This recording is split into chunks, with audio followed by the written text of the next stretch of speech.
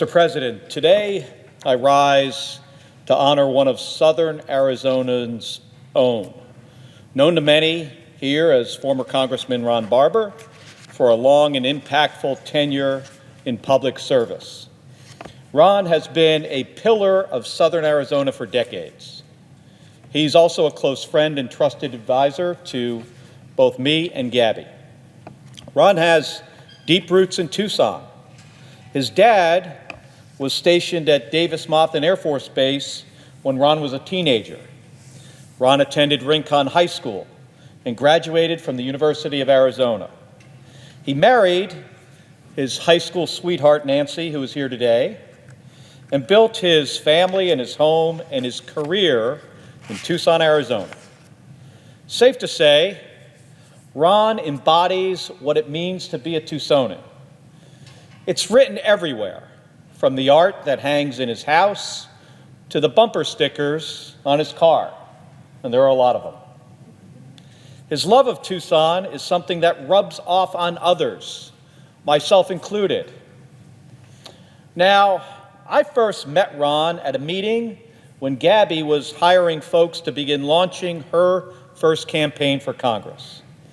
At the time, Ron had just retired from his senior post at the Division for Developmental Disabilities.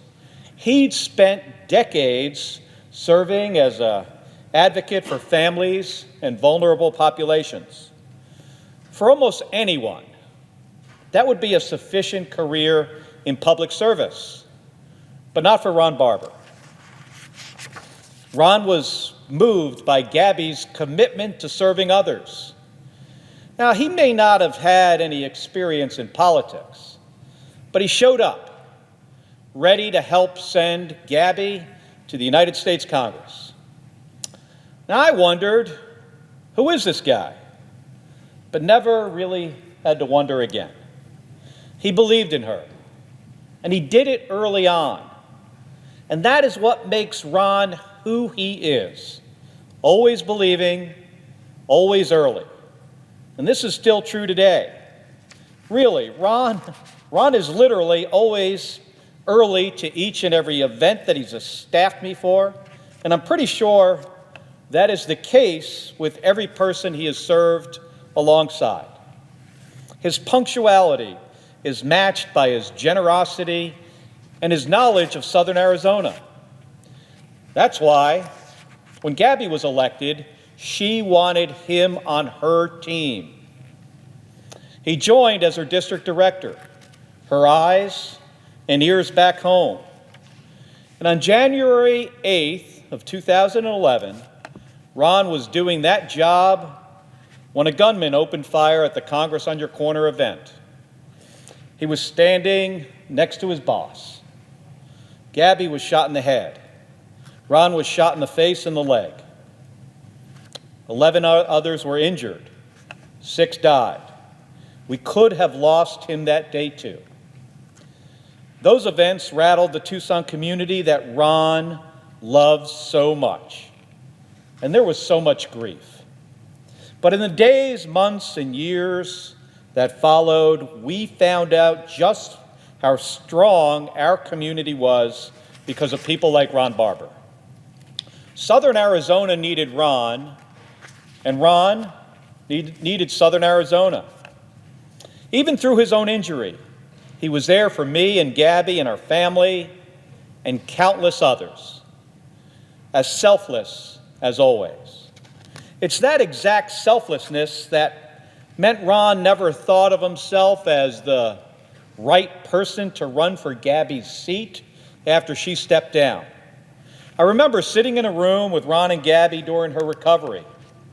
We were discussing what was next for Gabby and who would run for her seat in the House of Representatives.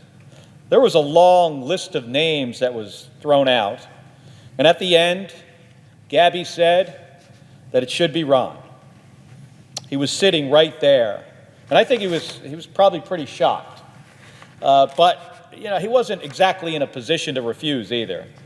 He was reluctant at first, but eventually rose at the chance to continue serving the community he loved in a way that he never imagined in the United States Congress.